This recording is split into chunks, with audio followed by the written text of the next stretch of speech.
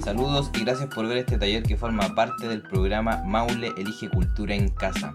En el video de hoy analizamos la película Violeta se fue a los cielos. En el taller anterior revisamos la película Neruda, que transcurre al final del periodo de los gobiernos radicales, que vimos que fueron gobiernos de centro izquierda que tenían un proyecto social y económico de desarrollo e industrialización, pero que terminaron fracasando en ese objetivo y persiguiendo a los mismos miembros de su bloque político. En el taller de hoy veremos este periodo al que yo denomino la búsqueda de un modelo. Como dije, lo llamo así porque son 4 gobiernos que a partir de la crisis de los gobiernos anteriores tratan de hacer grandes cambios, cada uno muy a su manera. En el taller de hoy nos vamos a centrar en 2 de los primeros, el de Ibáñez y el de Alessandri. La película de hoy es Violeta se fue a los cielos, de Andrés Wood, que muestra la vida de la folclorista Violeta Parra. No están todos los hechos que le ocurrieron, sino que muestra algunos de los momentos más importantes de su vida y que sirven para ilustrar sus diferentes facetas, como folclorista, como música, artista, personaje político, madre y mujer. Uno de los temas centrales de la historia es la historia de desamor que mantuvo con Gilbert Fabre, causante de uno de los dolores más grandes que inspiraron su obra. En este sentido, la película es un musical que va mostrando como diferentes momentos de la vida de Violeta Parra y cómo inspiraron sus canciones. Entonces, si bien parte de la vida de Violeta Parra transcurrió antes del periodo que vamos a estudiar, la película transcurre principalmente entre fines de los 50 y mediados de los años 60, momento en que Violeta Parra se suicida. Ahora, la película no comenta tanto como los sucesos históricos que estaban pasando en el país, o no los muestra tanto. Por ejemplo, no hace mención a ninguno de los presidentes que nombré, pero sí hay aspectos que podemos relacionar con estos.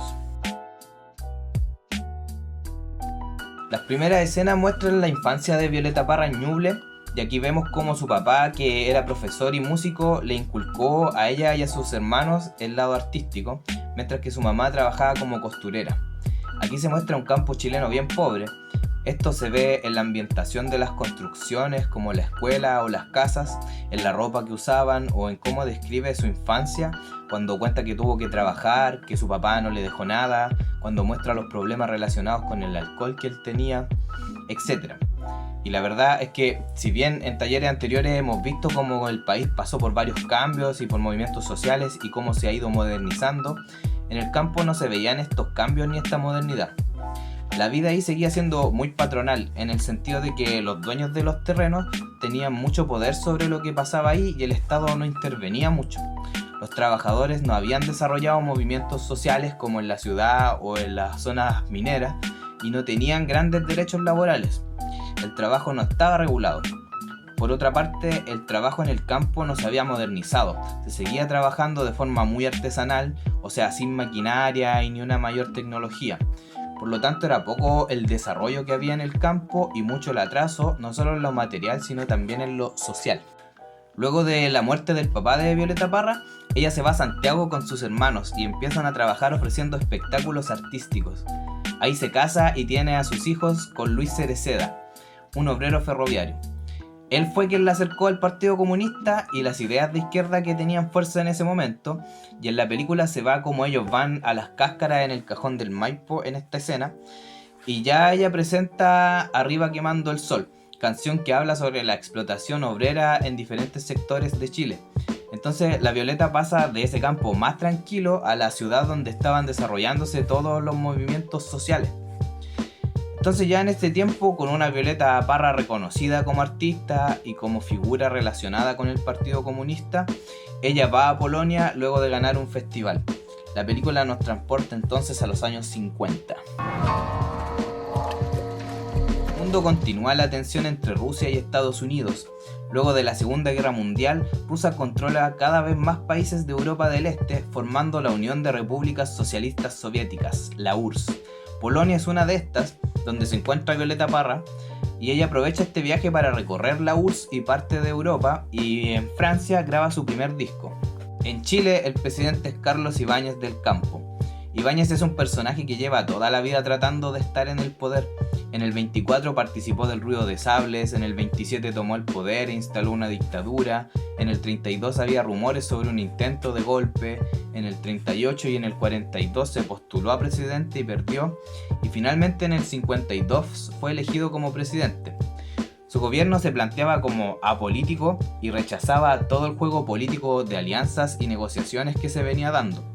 Ibáñez viene del mundo militar y su estilo de gobierno está marcado por esto, por un gobierno con mano dura y un estado muy controlador. En lo económico tuvo que enfrentar la crisis del modelo Easy y ahí se ve que en realidad se acercó más a sectores de derecha quienes lo llevaron a ir revirtiendo este modelo Easy, tomando las empresas estatales que se habían formado y vendiendo parte de sus acciones a privados, reduciendo sus operaciones, no creando más empresas estatales. O sea, como que debilitó ese modelo y redujo el gasto público. Sin embargo, todas estas medidas no fueron suficientes para paliar la crisis y nuevamente comenzaron las manifestaciones, cosa que volvió a demostrar su forma militar y represiva de gobernar. Mientras esto pasaba en Chile y el mundo, Violeta Parra en Francia se entera de la muerte de su hija Rosa Clara y después de 2 años vuelve a Chile, se separa de su marido, trabaja en diferentes proyectos artísticos y culturales y conoce a Gilbert Fabre. Aquí la película se empieza a centrar en esta relación que, si bien no fue la última que tuvo Violeta Parra, sí es reconocida como una de las más importantes. Con Fabre, Violeta Parra viaja a Europa nuevamente. Ella en realidad hizo varios viajes de ida y vuelta en ese tiempo, y en uno de ellos también fue con sus hijos. En estos años se dedicó a tocar por locales y llevó a cabo uno de sus logros más importantes, que es exponer sus arpilleras en el Museo del Louvre, que es como el museo de arte más importante del mundo. Aquí Violeta presenta su arpillera contra la guerra, haciendo referencia a los desórdenes políticos que había en Chile en ese momento y a la represión a la protesta, mencionando que esta era la única forma que ella tenía de protestar. En ese momento en Chile gobierna Jorge Alessandri, el hijo de Arturo Alessandri. El gobierno de Alessandri es el regreso de la derecha al poder con el Partido Nacional. Sus políticas siguen la línea de Ibáñez, en tanto que intentan revertir el modelo Easy y buscan que entren inversiones extranjeras al país, y como que tomaron el aparato del modelo Easy, pero lo usaron para administrar la empresa privada. Esto en un principio le resultó bien porque aumentó la producción y generó empleos, pero con el tiempo comenzó a fallar y de vuelta a la crisis. Las protestas volvieron y con ellas la represión y los hechos de violencia a los que se refiere Violeta Parra.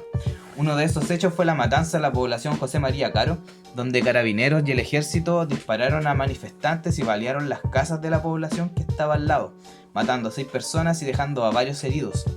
Resulta que el hermano de la Violeta Parra fue detenido en esa protesta y ahí ella escribió la canción La Carta, donde en un verso dice: el león es un sanguinario en toda generación, y esto porque al papá de Jorge Alessandri, Arturo Alessandri, le decían el león de Tarapacá.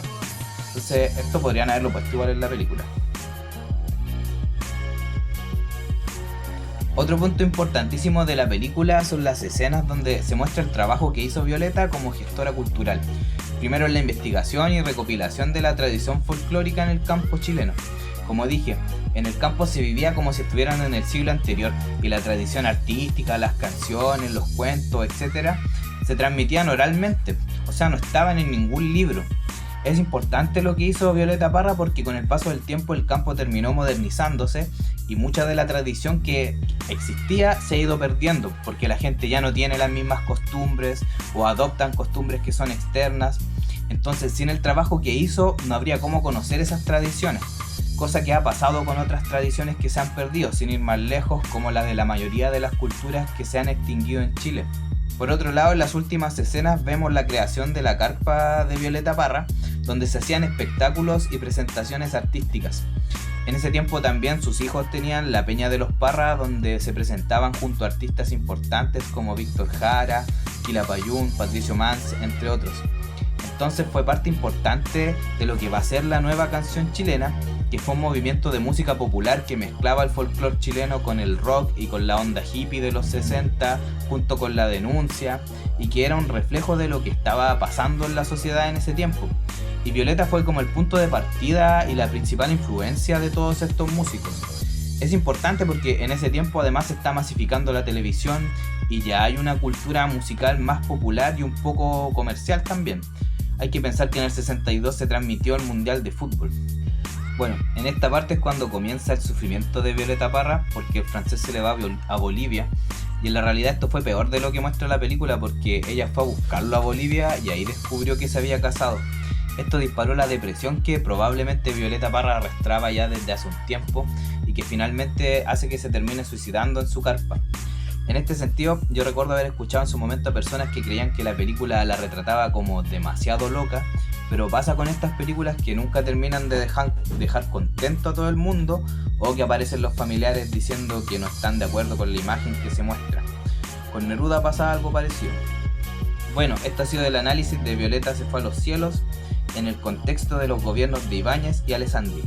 Quería recalcar sobre estos gobiernos el hecho de que ya desde ese momento querían revertir el modelo político y económico que había, pero no funcionaban sus políticas en gran parte porque no tenían el apoyo de la mayoría de la población. Siempre tenían que lidiar con manifestaciones y con oposición.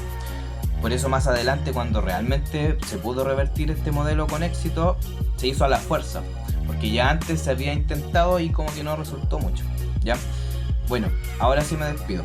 Para la próxima semana y la última cápsula del taller, la tarea es ver la serie Ramona, que dejaré un link acá abajo para verla en la descripción. Sin nada más que decir y esperando que tengan una excelente semana, me despido. Adiós.